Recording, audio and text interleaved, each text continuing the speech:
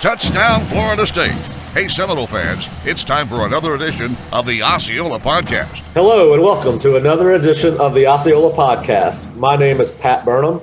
I'm a writer for the Osceola, and I'm joined today by the Osceola's college football recruiting expert, Charles Fishbein. Fish is president of Elite Scouting Services. Welcome to the show, Fish. It's great to be here today. Well, I appreciate you joining us. I know you've got a lot going on with the high school playoffs down in South Florida. But first of all, Fish, tell us a little bit about your experience in college football, a little bit about what you're doing with Elite Scouting Services, and how you ended up joining forces with the Osceola. Yeah, Elite Scouting Services is a scouting service. It's free to the student athletes. We've never charged any student athletes, and that's something we pride ourselves on. It's a scouting service. We go out and evaluate high school prospects from across the state of Florida. We also have some guys across the country in other states like Texas, New Jersey, Georgia, Louisiana, and the Midwest. And we go out, we evaluate these prospects. We write profiles up on these players, and it's sold to the universities from across the country, whether it's in Alabama, Florida State, all the way down to schools like UMass, 1AA schools that we deal with, all the way down to NAI. So it basically, any kid that is looking to get to the next level, we have contacts with schools throughout the country. All right. Well, obviously, Florida State is in the middle of a search for its next head football coach. Currently, as everyone knows, Odell Haggins is the interim head coach.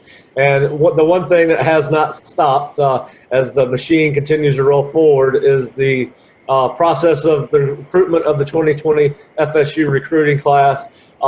Fish, obviously, just want to get your thoughts on where FSU was headed with its recruiting class prior to head coach Willie Taggart being fired after the Miami game.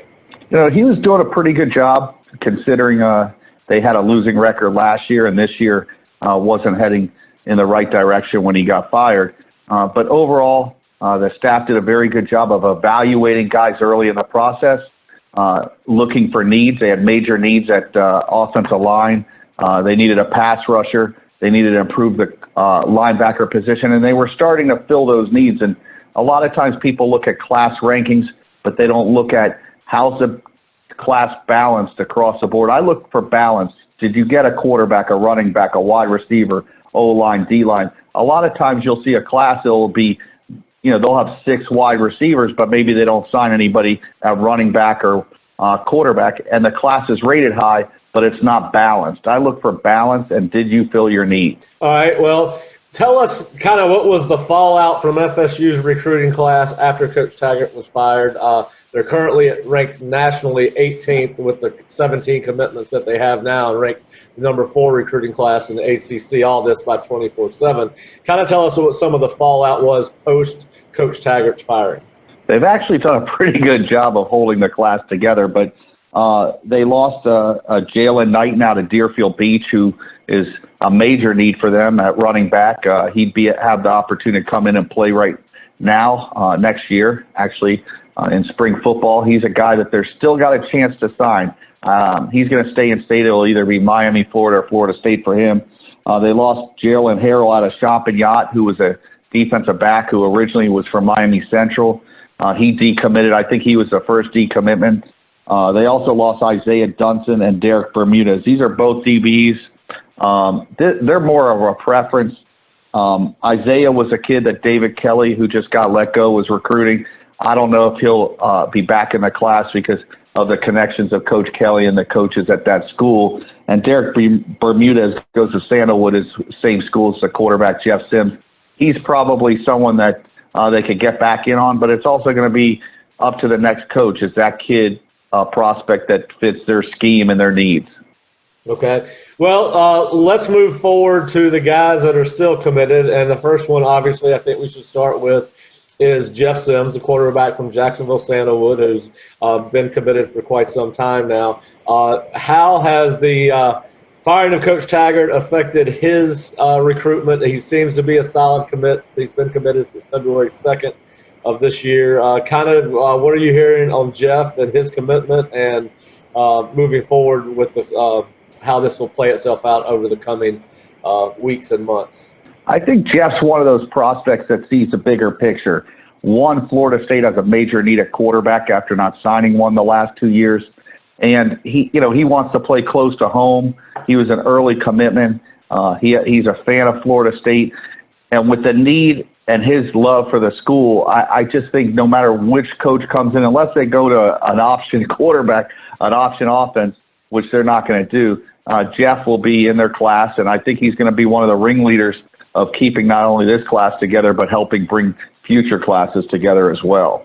And kind of what are your thoughts on him as a player? I've been impressed with what I've seen on tape. He's got a strong arm. He has some pocket awareness. Tell us some more about Jeff and your evaluation of Jeff Sims. Yeah, I think Jeff's very underrated. He has a very good arm. You talk about anticipation. He can throw guys open, something that's been lacking at the quarterback position at FSU the last couple of years. Being able to throw the ball to a spot and knowing that receiver is going to be there, I think Jeff has that ability. And the most important part is you need mobility these days, and Jeff is able to pick up yards with his legs. And I think in their offense, if they're able to get to 2nd down and 5, 3rd and 3, it opens up the playbook. And someone like Jeff can do so much, whether it's run or pass, and they need that in this offense. And he seems like a guy that could really be the type of quarterback that Kendall Briles, if he's still here next year as the offensive coordinator, he kind of combines everything, right? He's got the arm of James Blackman and the wheels of Jordan Travis. Is he a kid that can come in right away and compete for playing time?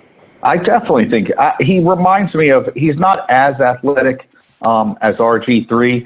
But I think some of the things that Kendall did with RG3 at Baylor are a lot of the things that he'll do with Sims at Florida State. He gives you the ability to do so many things at that position. A lot of times it's, you saw it in a game earlier this year with Blackman. It's on 3rd and 8. I think it was in the Wake Forest game. He came up short, and I think that's a play that Jeff Sims makes. You're able to keep the chains moving. You're able to keep the momentum in the game, and now you're able to go down the field and score. I think Jeff's going to give Florida State that ability to not only score, but keep drives alive with his legs and his arm and do a lot more offensively. And they're going to be able to scheme him into their system a lot better than some of the players they've had the last 2 years. Well, obviously the second need, probably most prevalent after the quarterback position, would be the offensive line. Florida State currently has 4 high school offensive linemen committed. Let's start with Thomas Schrader, a guard. I think he plays tackle in high school, but looks to be a guard or center in college from Venice. What is the status of his commitment, and what do you think of Thomas as a player? What makes Thomas so good is that he can play all 3 positions. He can play tackle, guard, center, and that versatility, being able to plug him into those any position on the offensive line. I think he'll have the ability to come in and probably play quicker than some of the other guys because of that, the chance to play at multiple positions. He can play anywhere on the offensive line and excel. He does need to get a little bigger and stronger, but technique-wise, you saw it at the football camp. He was further ahead than a lot of the guys. He's able to pass block really well, and that will give him the edge over the 3 other offensive linemen that are committed at this time. Now, obviously, anything can happen with the coaching change, but how do you feel about his commitment to Florida State from his perspective? Obviously, Florida State new head coach could come in and make his own decisions on who they keep committed and who they don't. But what do you think from his perspective, how he feels about his commitment? Yeah, I mean, meeting him at the summer camp, he was one of those guys they thought was going to commit.